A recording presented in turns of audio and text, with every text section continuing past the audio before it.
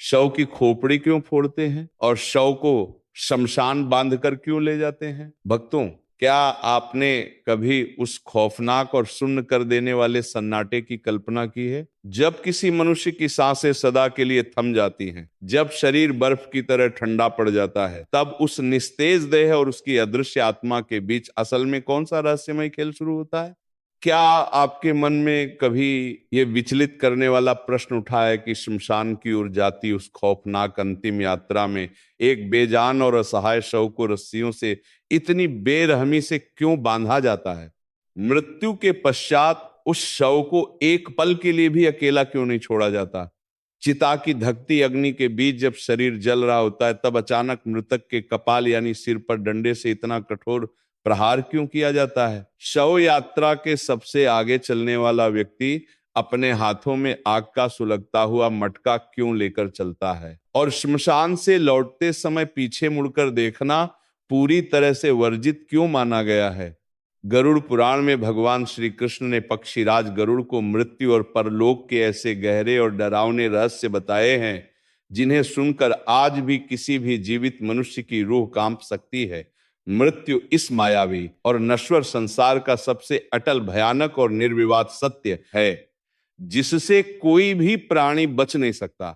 जब किसी प्राणी का अंतिम समय अत्यंत निकट आ जाता है तो उसे अपने चारों ओर एक विचित्र सी और डरावनी धुंध दिखाई देने लगती है।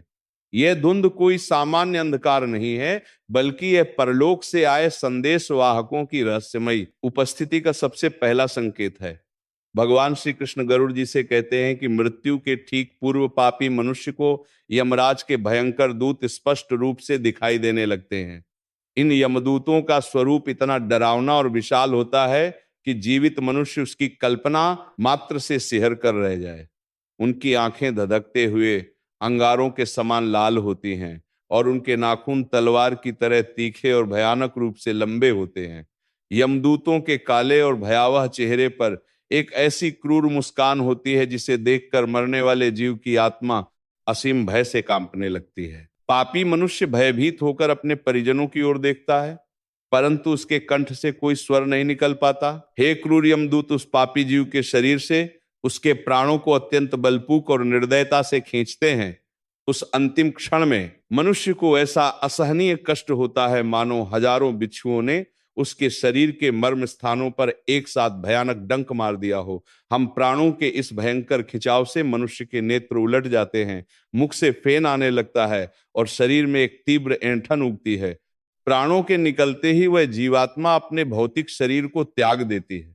शरीर त्यागने के तुरंत बाद वो आत्मा अंगूठे के आकार का एक सूक्ष्म शरीर धारण कर लेती है, जिसे शास्त्रों में अंगुष्ठ मात्र शरीर कहा गया है। यह सूक्ष्म शरीर अपने ही मृत देह के ठीक ऊपर हवा में तैरने लगता है और नीचे का दृश्य देखता है। वह अदृश्य और सूक्ष्म आत्मा अपने ही निस्तेज शरीर को और उसके चारों ओर बैठकर विलाप करते हुए अपने परिजनों को अत्यंत दुखी होकर देखती रहती है। उसे अपनी मृत्यु पर बिल्कुल भी विश्वास नहीं होता।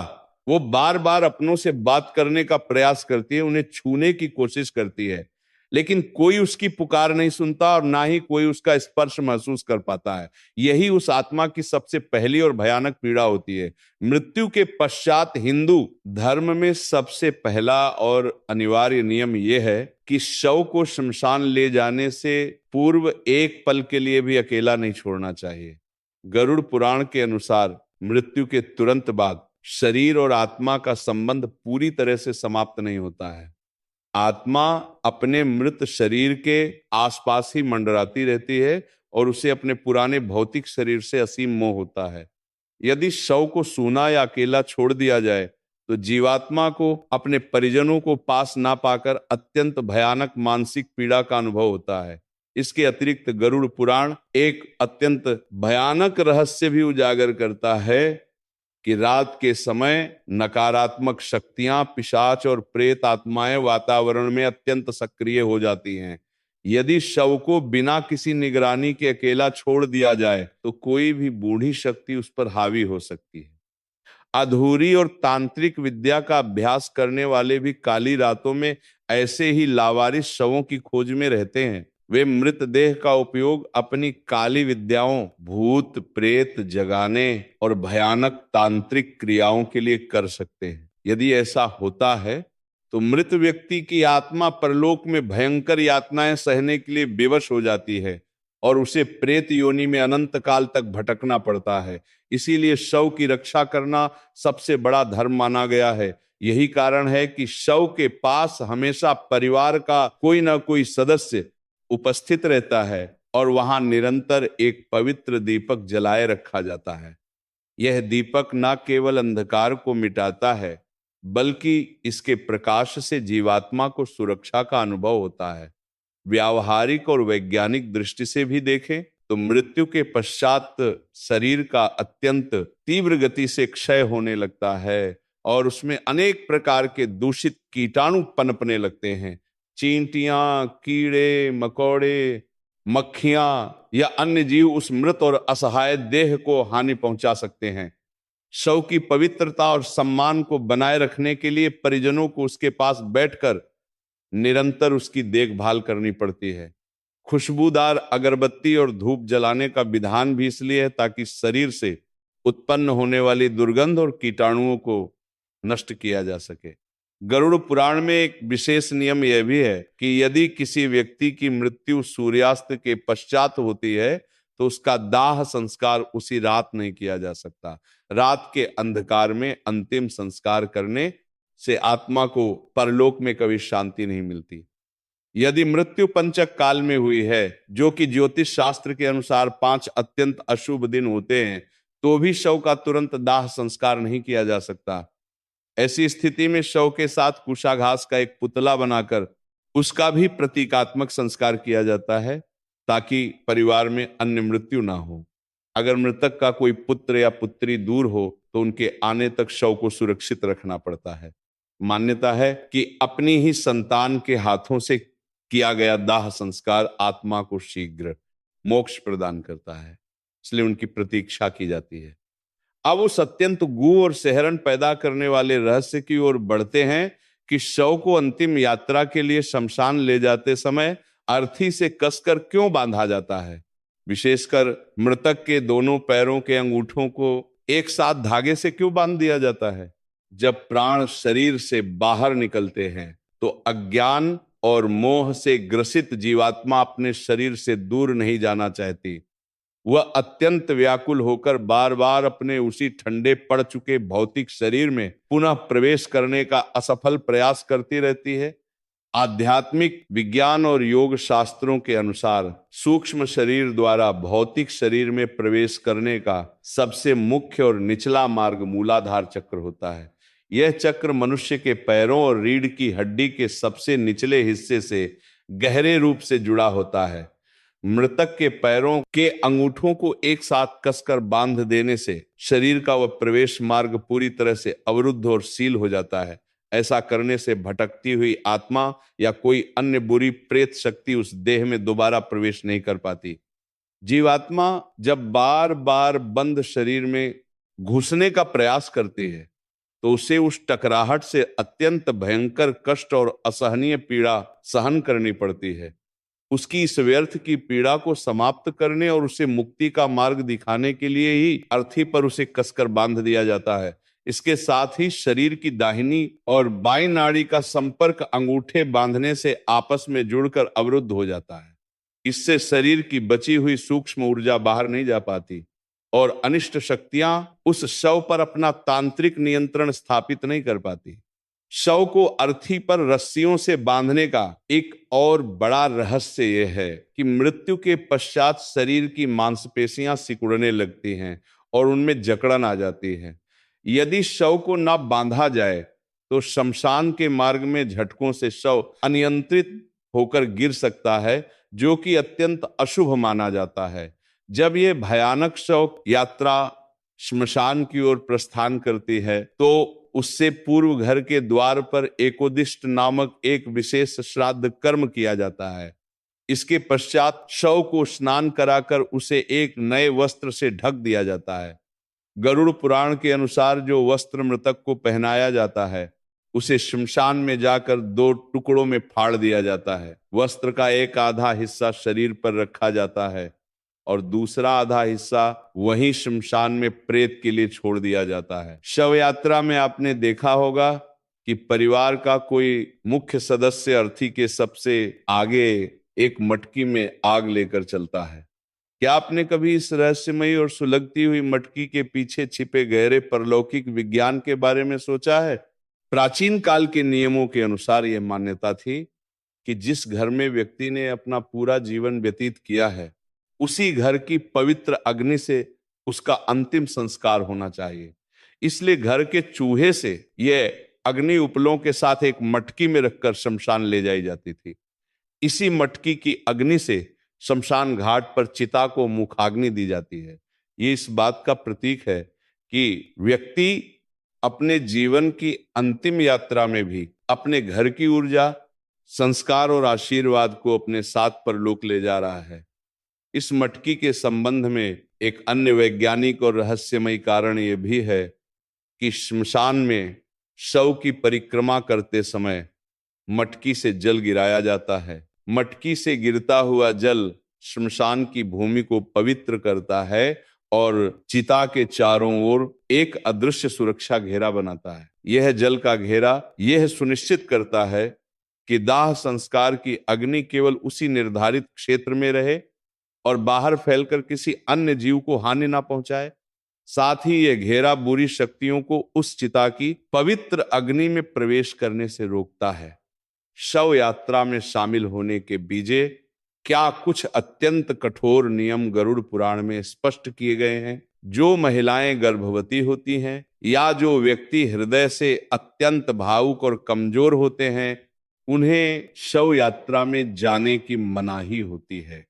श्मशान में उपस्थित नकारात्मक ऊर्जा और शोक का भयंकर वातावरण कमजोर हृदय वालों और गर्भ में पल रहे शिशु पर अत्यंत गहरा और विनाशकारी प्रभाव डाल सकता है। इसीलिए उन्हें इस खौफनाक दृश्य से दूर रखा जाता है।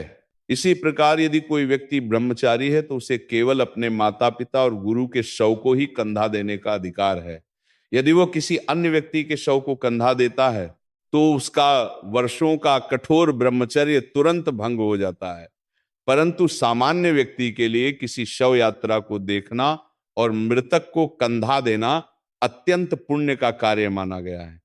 गरुड़ पुराण कहता है कि जो व्यक्ति किसी शव को कंधा देता है उसे एक बड़े यज्ञ के बराबर का पुण्य फल प्राप्त होता है। श्मशान घाट में जब शव को चिता पर रखकर अग्नि दे दी जाती है तब एक अत्यंत ही कठोर, निर्मम और हृदय विदारक क्रिया संपन्न की जाती है। इस क्रिया को हिंदू धर्म में कपाल क्रिया कहा जाता है, जिसे देखकर ही रूह कांप उठती है। इस क्रिया में शव के सिर पर बांस के मोटे डंडे से प्रहार करके उस कठोर खोपड़ी को फोड़ा जाता है।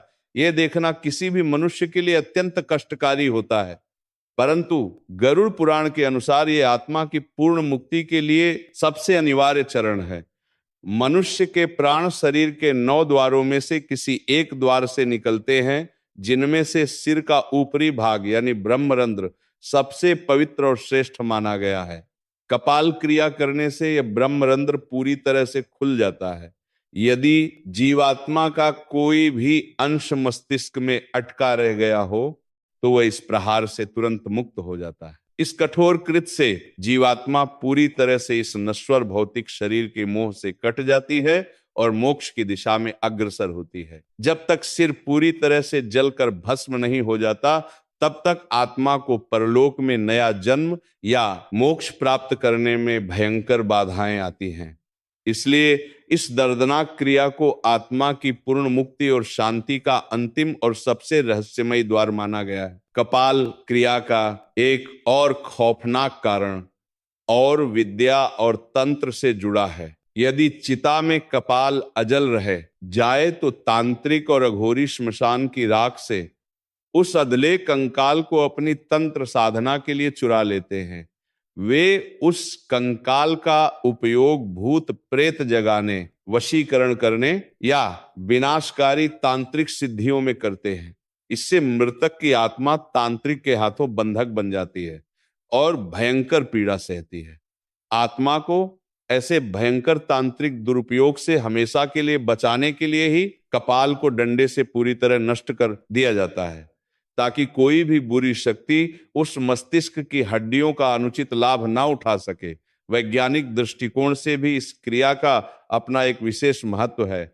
मनुष्य की खोपड़ी की हड्डी शरीर का सबसे कठोर और मजबूत हिस्सा होती है, जिसे चिता की सामान्य अग्नि में पूरी तरह भस्म होने में बहुत अधिक समय लगता है। खोपड़ी के भीतर अग्नि का दबाव बढ़ने से वह एक भयानक आवाज के साथ अनियंत्रित होकर फट भी सकती है। इसलिए उसे पहले ही डंडे से तोड़कर अग्नि को मस्तिष्क के भीतर तक पहुंचने का मार्ग दे दिया जाता है, ताकि शव पूर्ण रूप से पंच तत्व में विलीन हो सके। अंतिम संस्कार पूर्ण होने के पश्चात जब परिजन श्मशान से वापस लौटते हैं तो गरुड़ पुराण में एक बहुत ही सख्त और रहस्यमय नियम बताया गया है। इस नियम के अनुसार शमशान से लौटते समय किसी भी व्यक्ति को भूलकर भी पीछे मुड़कर नहीं देखना चाहिए। यह नियम इसलिए इतना महत्वपूर्ण है क्योंकि जब चिता जल रही होती है तब भी आत्मा उसी स्थान पर उपस्थित रहती है और अपने परिजनों को जाते हुए अत्यंत दुख से देखती है। यदि परिजन मोहवश पीछे मुड़कर देखते हैं तो आत्मा का मोह कभी भंग नहीं हो पाता।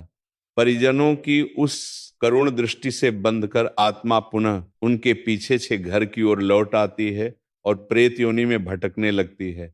पीछे ना मुड़कर देखने से आत्मा को यह कठोर परंतु सत्य संदेश मिलता है कि अब उसका इस संसार और इस परिवार से कोई लौकिक नाता नहीं रहा। यह निर्मम कृत आत्मा को सांसारिक मोह त्याग कर अपनी आगे की रहस्यमय परलोक यात्रा के लिए विवश करता है। इसलिए पीछे मुड़कर देखना ना केवल अशुभ है बल्कि यह मृतक की परलौकिक शांति में सबसे बड़ी बाधा है। श्मशान से घर लौटने के पश्चात घर में सीधे प्रवेश नहीं किया जाता। घर के द्वार पर नीम की कड़वी पत्तियां या तीखी मिर्च दांतों से चबाकर थूक दी जाती है और हाथ पैरों को शुद्ध जल से धोया जाता है। इसके पश्चात लोहा, जल, अग्नि और पत्थर का स्पर्श करके ही घर के भीतर कदम रखा जाता है। ये क्रिया मृत्यु के शोक की कड़वाहट को त्यागने, भावनाओं को पत्थर के समान मजबूत करने और शमशान की नकारात्मक ऊर्जा को घर के बाहर ही नष्ट कर देने का प्रतीक है। शब्द करने वाले मुख्य व्यक्ति को कुछ दिनों तक शमशान और अन्य अपवित्र स्थानों से दूर रहना चाहिए, क्योंकि चिता की अग्नि देने वाले व्यक्ति का शरीर अत्यंत संवेदनशील हो जाता है और अनिष्ट शक्तियां उसे बहुत ही सरलता से अपना शिकार बना सकती हैं। शास्त्रों के अनुसार अस्थियों का संचयन मृत्यु के तीसरे या चौथे दिन किया जाना चाहिए। चिता की अग्नि से अस्थियों में आकाश और तेज तत्व की ऊर्जा समाहित हो जाती है, जो मृत आत्मा को कुछ दिनों तक सुरक्षा कवच प्रदान करती है। परंतु समय बीतने के साथ ही ऊर्जा क्षीण होने लगती है और अनिष्ट शक्तियां उन अस्थियों पर अपना अधिकार जमा सकती हैं। इसीलिए अस्थियों को समय पर एकत्र करके पवित्र गंगा या अन्य नदियों में प्रवाहित कर देना चाहिए। मृत्यु के बाद अंतिम संस्कार हो जाने का यह अर्थ कदापि नहीं है कि जीवात्मा तुरंत स्वर्ग या नरक चली जाती है। गरुड़ पुराण के अनुसार मृत्यु के पश्चात आत्मा पूरे 13 दिनों तक अपने ही घर के आसपास भटकती और रोती रहती है। इन 13 दिनों में परिजनों द्वारा जो पिंडदान और तर्पण किया जाता है, उसी से उस अदृश्य सूक्ष्म शरीर को बल और पोषण प्राप्त होता है। यदि परिवार के लोग ये पिंडदान ना करें तो आत्मा भूखी प्यासी तड़पती है और प्रेत योनि में अनंत काल तक भटकने के लिए विवश हो जाती है। पिंडदान की इस रहस्यमय प्रक्रिया में अत्यंत घोर विज्ञान छिपा है। मृत्यु के पश्चात पहले दिन के पिंडदान से उस जीवात्मा का नया सिर बनता है। दूसरे दिन के पिंडदान से गर्दन और कंधे का निर्माण होता है। तीसरे दिन हृदय, चौथे दिन पीठ, पांचवें दिन नाभि और छठे दिन कमर का निर्माण होता है। इस प्रकार 10वें दिन तक आत्मा को एक पूरा नया यातना शरीर प्राप्त होता है, जो उसे यमलोक की भयंकर यात्रा के लिए तैयार करता है। 11वें और 12वें दिन वह प्रेत शरीर भोजन कर शक्ति संचय करता है। 13वें दिन के पश्चात यमदूत एक बार फिर से पृथ्वी पर आते हैं और उस जीवात्मा को मोटे पाश में बांधकर यमलोक के उस भयानक मार्ग पर घसीटते हुए ले जाते हैं। यह परलोक की यात्रा अत्यंत ही कष्टदायक, लंबी और अंधकारमय होती है। गरुड़ पुराण में वर्णित यह यम मार्ग कोई साधारण मार्ग नहीं है, बल्कि यह यात्रा पूरे 348 दिनों तक निरंतर चलती है। इस पूरे एक वर्ष की यात्रा में जीवात्मा को न तो पीने के लिए एक बूंद जल मिलता है और ना ही विश्राम करने के लिए कहीं छाया नसीब होती है। उसे केवल वही भोजन प्राप्त होता है जो उसके परिजन पृथ्वी पर उसके निमित्त मासिक श्राद्ध में देते हैं। आत्मा को यमलोक के मुख्य द्वार तक पहुंचने के लिए पूरे 16 भयानक नगरों को पैदल पार करना पड़ता है। इन एक देखिए 2000 पार नगरों के नाम सौम्यपुर, शौर्यपुर, नागेंद्र भवन, गंधर्वपुर, क्रोंचपुर, क्रूरपुर, विचित्र भवन, बहवापद, दुखद, नानाक्रंदपुर, सुतप्त भवन, रौद्रपुर, पयोवरण, शीताड्य और बहुभीति है। इन 16 नगरों में से प्रत्येक नगर में आत्मा को उसके पापों के अनुसार अलग अलग प्रकार की भयंकर यातनाएं झेलनी पड़ती हैं। पहले नगर सौम्यपुर में आत्मा को क्षण भर का विश्राम मिलता है, जहां वो अपने परिवार और सुखों को याद करके फूट फूट कर रोती है। परंतु यमदूत उसे कोड़े मारते हुए कहते हैं कि तेरा धन, तेरी पत्नी और तेरे मित्र अब कहां गए? अब तुझे अपने कर्मों का फल अकेले ही भोगना होगा। इसके बाद क्रूरपुर में उसे खूंखार कुत्तों और जंगली जानवरों का सामना करना पड़ता है। कहीं आत्मा को भयंकर शीप का सामना करना पड़ता है। तो सुतप्त भवन जैसे नगरों में धरती इतनी गर्म होती है कि उसके पैर जलने लगते हैं। पयोवरण नगर में आकाश से आग और नुकीले पत्थरों की वर्षा होती है, जिससे आत्मा लहूलुहान हो जाती है। इस भयावह मार्ग के ठीक बीच में एक अत्यंत ही खौफनाक और विशाल नदी बहती है, जिसे वैतरणी नदी कहा जाता है। यह वैतरणी नदी यमलोक की सबसे भयानक बाधा है, जिसे देखकर ही पापी आत्माएं भय से कांपकर चीखने लगती हैं। वैतरणी नदी में सामान्य जल नहीं बहता, बल्कि यह पूरी नदी उबलते हुए पीभ, मवाद, दुर्गंध युक्त रक्त, मांस और हड्डियों से भरी हुई है। इस नदी का प्रवाह अत्यंत तीव्र और भयंकर गर्जना करने वाला होता है। इस खौफनाक नदी के तट पर और जल के भीतर भयानक मगरमच्छ, मछलियां और वज्र जैसी तीखी चोंच वाले मांसभक्षी गिद्ध निवास करते हैं। जब कोई पापी आत्मा इस नदी के पास पहुंचती है तो ये जीव उसे नोचने और खाने के लिए उस पर टूट पड़ते हैं। इस रक्तमय नदी को पार करने का केवल एक ही उपाय है, गरुड़ पुराण में बताया गया है। जिस मनुष्य ने अपने जीवन काल में निस्वार्थ भाव से गोदान, गाय का दान किया हो, उसे इस नदी को पार करने के लिए एक प्रेत द्वारा चलाई जाने वाली दिव्य नाव मिल जाती है। जिस पापी के पास गोदान या अन्य शुभ कर्मों का पुण्य नहीं होता, यमदूत उसके नाक और मुंह में लोहे का मोटा कांटा फंसाकर उसे उस खौलती हुई नदी के बीच से बेरहमी से घसीटते हुए ले जाते हैं। वह आत्मा उस रक्त में डूबती उतराती भयानक कष्ट भोगती है। जो लोग धर्म के नाम पर चोरी करते हैं, दूसरों की निंदा करते हैं, या जो दूसरों के दुख में खुश होते हैं, उन्हें भी इस वैतरणी नदी की भयंकर यातनाओं में धकेल दिया जाता है। लहरों के थपड़े उन्हें नरक की ओर खींचते ले जाते हैं। लगभग एक वर्ष की निरंतर भूखी, प्यासी और कष्टकारी यात्रा के बाद वो क्षत विक्षत जीवात्मा यमराज की विशाल नगरी, जिसे यमपुर कहा जाता है, के मुख्य द्वार पर पहुंचती है। वहां उसे धर्मराज यमराज के भयंकर दरबार में प्रस्तुत किया जाता है। यमराज के दरबार में उनके मुख्य सहायक चित्रगुप्त विराजमान होते हैं। चित्रगुप्त के पास प्रत्येक जीवात्मा के जीवन भर के शुभ और अशुभ कर्मों का अत्यंत सूक्ष्म और सटीक लेखा जोखा मौजूद होता है। चित्रगुप्त उस आत्मा के समस्त गुप्त रहस्यों, पापों और पुण्यों को यमराज के समक्ष पढ़ते हैं।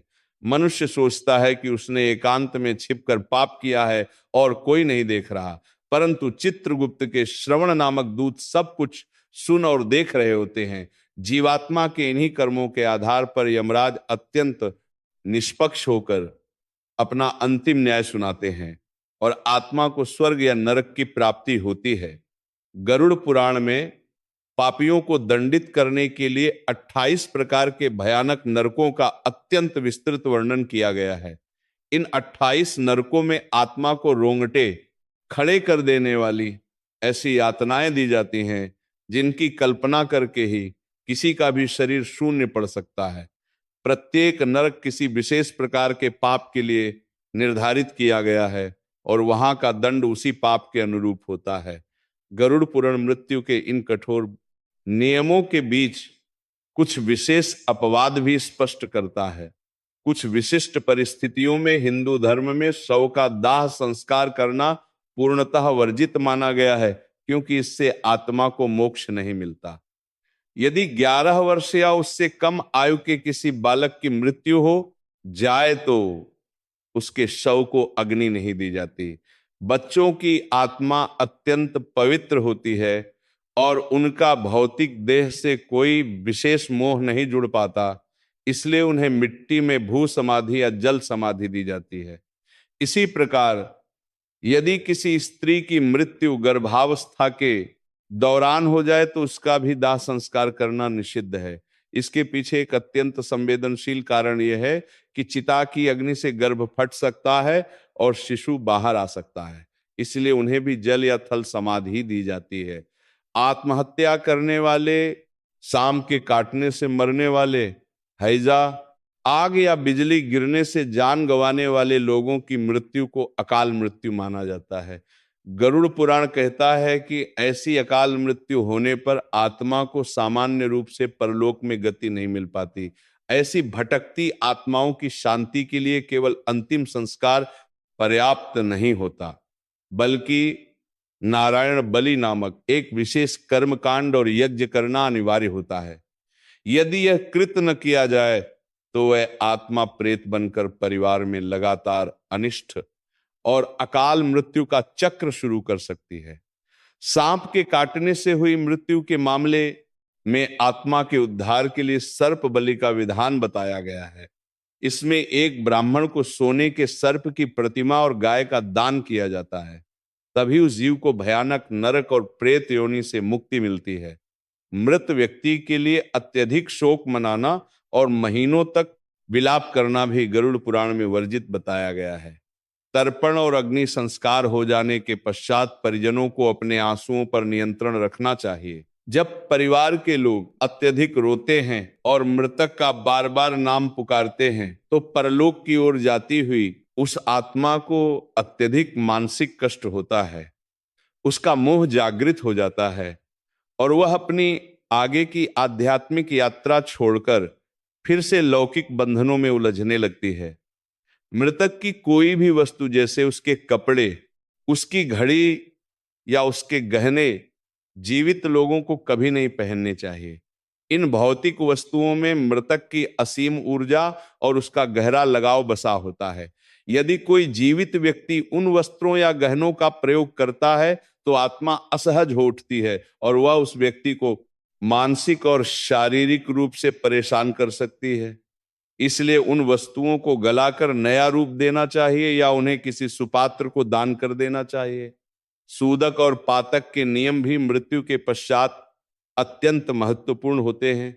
शव यात्रा में जाने वाले को 1 दिन का, मुर्दा छूने वाले को 3 दिन का और कंधा देने वाले को 8 दिन का सूतक लगता है। घर में आत्महत्या होने पर यह पातक 6 महीने तक माना जाता है। इन नियमों का पालन न करने से जीवित व्यक्तियों पर प्रेत बाधा और नकारात्मक शक्तियों का प्रभाव पड़ सकता है। यह नियम केवल पवित्रता के लिए नहीं बल्कि अदृश्य शक्तियों से बचाव का एक आध्यात्मिक कवच भी है। अंत में भगवान श्री कृष्ण पक्ष से राजगरुड़ जी को यह परम ज्ञान देते हैं कि मनुष्य को ईश्वर ने जो ये अनमोल बुद्धि और देह दी है, उसका उद्देश्य केवल सांसारिक सुख भोगना नहीं है। यह जीवन सत्कर्म करने, दान देने और आत्मज्ञान प्राप्त करने का एक दुर्लभ और अमूल्य अवसर है। जो व्यक्ति अपने पूरे जीवन काल में निस्वार्थ भाव से धर्म का पालन करता है गरीबों को भोजन कराता है और निरंतर ईश्वर का ध्यान करता है, उसके अंतिम समय में भयानक यमदूत नहीं आते। ऐसे पुण्यत्मा को लेने के लिए भगवान के दिव्य पार्षद आते हैं। ऐसे पुण्यत्मा मनुष्य के लिए मृत्यु कोई खौफनाक अंत नहीं, बल्कि परमात्मा से मिलन का एक महान उत्सव बन जाती है। उसे यमलोक की यातनाएं नहीं सहनी पड़ती और ना ही वह वैतरणी नदी के खौफनाक दृश्यों का सामना करता है। मृत्यु के पश्चात उस श्रेष्ठ आत्मा को एक दिव्य विमान में बैठाकर सीधे स्वर्गलोक या गोलोक धाम ले जाया जाता है। वहां वो एक प्रकाशमय आध्यात्मिक शरीर प्राप्त करके अनंत काल तक आनंद में रहता है और जन्म मरण के इस भयानक चक्र से सदा के लिए मुक्त हो जाता है। मृत्यु का ये संपूर्ण विज्ञान और गरुड़ पुराण के ये रोंगटे खड़े कर देने वाले रहस्य हमें केवल डराने के लिए नहीं रचे गए हैं। ये ज्ञान हमें मोह माया की गहरी नींद से जगाने और जीवन के वास्तविक उद्देश्य को समझाने की एक अत्यंत कठोर चेतावनी है।